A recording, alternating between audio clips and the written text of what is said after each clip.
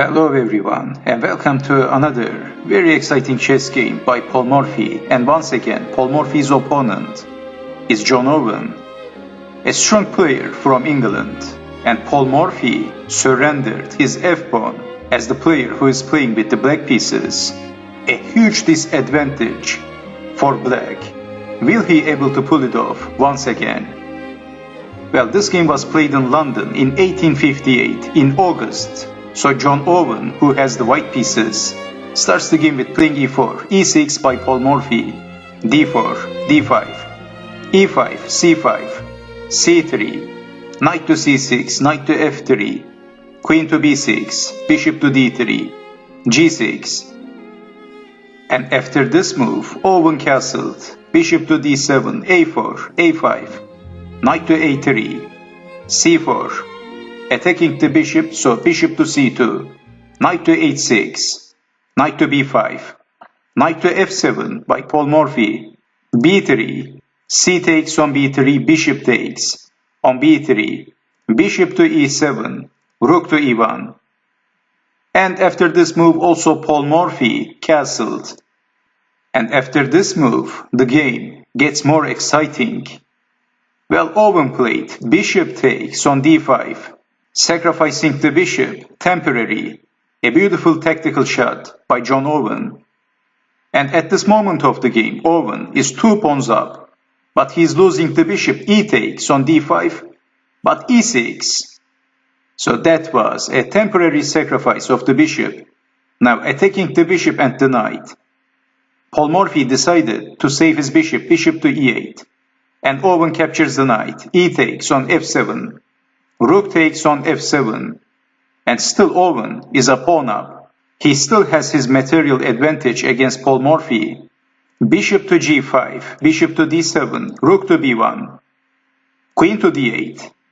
Attacking the bishop, bishop takes bishop, rook takes on e7, queen to b3, bishop to f5. And in this position, Paul Morphy is attacking the rook. And with moving the bishop, also Paul Morphy is defending the pawn.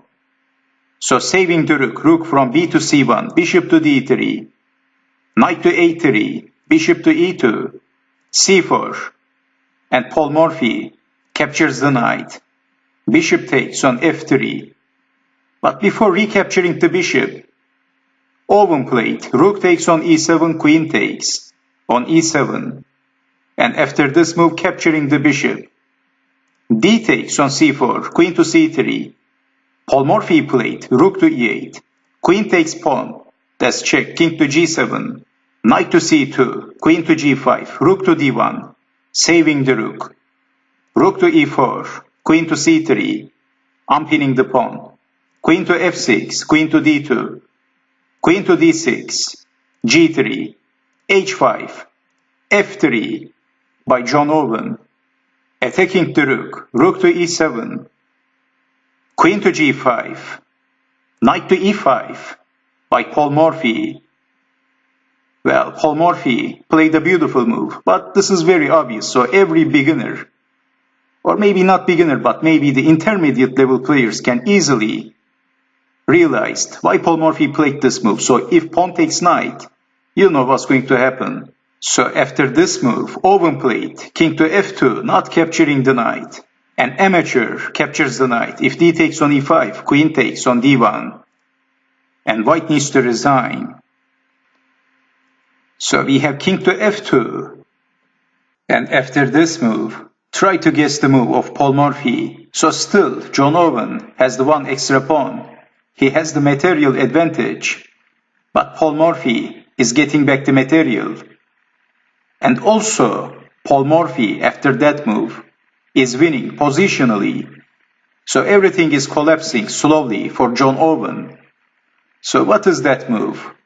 Well, Paul Morphy simply played knight takes on f3, sacrificing the knight, and getting back the pawn, king takes on f3, but then queen to c6 by Paul Morphy. That's check, also attacking the knight, d5. And before capturing the knight, Paul Morphy played rook to f7, that's check, king to g2, and then Paul Morphy captures the knight, that's check. Blocking with the rook, attacking the queen. Queen to e4, that's check again. King to h3, queen to e1, d6, and Owen is hoping to promote a queen. This passed pawn is looking dangerous. So queen to f1 by Paul Morphy, rook to g2, rook to d7, defending the pawn. Queen to e5, that's check. Blocking with the queen, and queen to b2 by Owen. Well, exchanging the queens is not giving any advantage to white. So sooner or later, black will capture this pawn, and this is losing for white. So after queen to f6, we have queen to b2, and again Paul Morphy is capturing the pawn. Rook takes on d6, queen takes on b7. Well, Owen is getting back the material. But Paul Morphy played king to h6, queen to b5. Again, Owen is attacking the pawn, and he's hoping to march the pawn and promote a queen after capturing the pawn. But Paul Morphy played the move, and Owen resigns. It's that simple. Well, Paul Morphy played g5, and Owen resigned. So let me show you the possible continuation. Let's play a ridiculous, a very silly move. Let's say queen takes on a5 and then g4, checkmate. So let's play a more logical move. Let's say rook to b2, hoping to help the king to escape. But g4, that's check. King to g2, queen to f3. And every move is forcing for white. Only move, king to g1. And after king to g1, here comes rook to d1.